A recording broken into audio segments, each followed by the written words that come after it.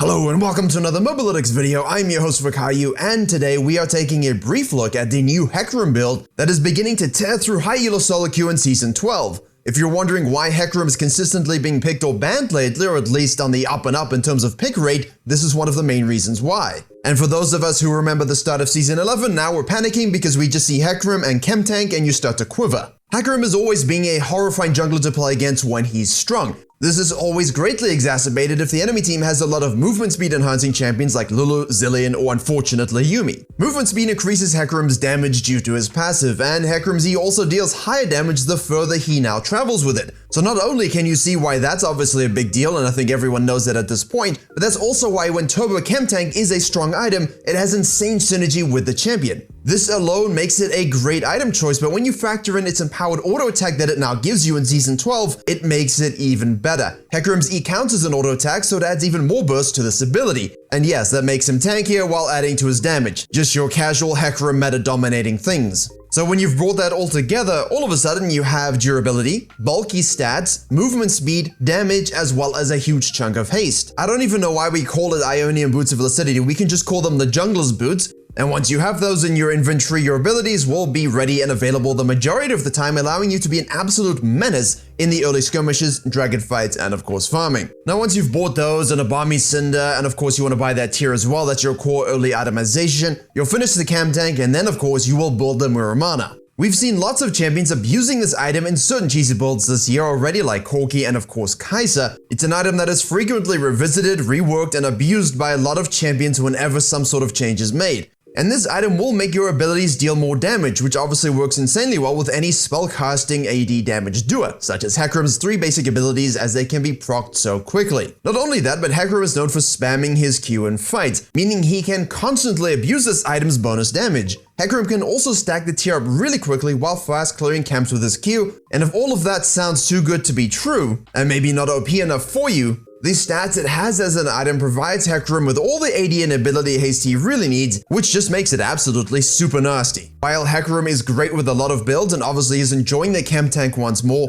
when you assemble these items as a core build, fundamentally it's what makes him so disgusting at the moment. And it's very important that you prioritize these and of course abuse them at the various spikes, and naturally once you finish stacking the Muramana you become even stronger. You can genuinely delete enemy carries with these items, and this can lead to pretty free wins, because obviously when you've got a priority target such as a Soraka or fed enemy ADC, no one in your team is able to gap close it, well because you're turbo fast horse and of course you've got that ultimate, no backline is too far. After you've got the core part of the item completed, you can pretty much just follow a standard bruiser path, Steric's Gauge, Death's Dance, or you can go a bit more tanky should you want more resistances like Deadman's Plate, Force of Nature, and of course Spirit Visage. For your runes, the best ones to go with this new ability setup is actually Phase Rush, that's right, Return of the Movement Speed. Not only does this keystone give you bonus movement speed adding to your damage, and you can move in and out of fights as you need, but it also allows you to fulfill the rest of the sorcery option for even more movement speed options. Remember, the key here is movement speed and damage, but you're Hecarim, so they come together. Nimbus Cloak for more movement speed when you want to ghost or smite, and then Celerity and Water Walking for total River Nunu level control. After that, go down the domination tree with Eyeball Collection, and finally Ingenious Hunter or Relentless Hunter. Ingenious Hunter will help you stack the tier a lot faster and of course spam the Chem Tank on repeat. Some high elo Korean players have enjoyed and preferred the Relentless Hunter just to have that permanent out of combat movement speed for gap closing. Like when you want to gap close from top lane to bottom lane because the enemy bot lane's one shot under tower. Now remember, in this meta and on my main channel I've talked about this quite a lot, there are different ways to play the game and it's quite versatile in that respect. With Hecarim, obviously we do like doing a full clear level 4 315 finish. What this does is against certain champions that might want to do a 3-4 camp invade or gank, or against certain champions like a Viego that want to do a 5 camp, it gives you a level lead in any early counter ganks, which means if they 5 camp and get a gank off, you finish off your Krugs, and now you can be in the top lane, you can dive, you can counter gank, you can make a play. And because you've got that level lead, it allows you not only to push them off with more stats, but when you do that successfully, now it gives you river control, which is of course what we want. The key aspect of this is not to get too hung up on, perhaps stacking your tier or rinse clearing like we used to do last year. No, you want to use that full clear level 4 spike as much as you can in the early phases. And remember, if you do a good job of that full clear, nice counter gank, or at least pressuring the enemy jungler into being behind, now you force him to be a bit more desperate in terms of the map impact.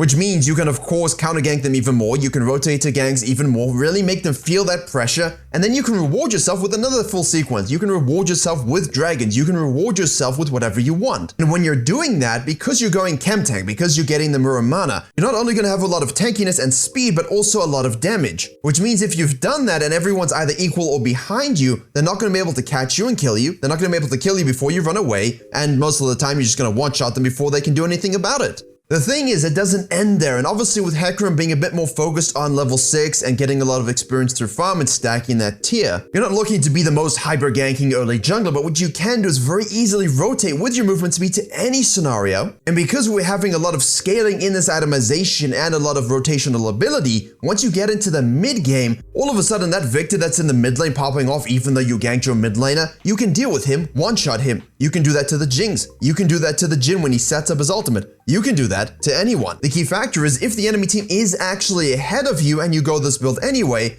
if you do need to peel for your team as well, that is something so easily done. Imagine someone jumps into your backline and you just knock them away or fear them. And if you don't have to use your ultimate in that situation, now you can turn on the rest of the team, you've got a 5v4 and you can clean up. The whole point is it gives you so much power in every single phase of the game. It gives you so many options in terms of how you want to team fight and play the game, whether you need to carry your lanes or whether you need to support them because they're all winning. The hyper-scaling, the resistances, the durability, the ability haste, it gives Hecarim everything he needs to play the game in whatever way you want, and pretty much guarantee that the enemy jungler is gonna ban Hecarim in the next lobby just in case it's you. Well, there you have it, a quick new OP build from Hecarim that's coming through for Season 12. Use it to make sure you're winning your placements, make sure you're using it to climb as fast as you can in the early season, get out ahead of everyone else. Thank you very much for watching. Please do like, share, and comment if you did enjoy this Mobalytics video. Subscribe for all the content coming very soon. I've been your host Virkayu, and as always, I will see you all in the next tutorial.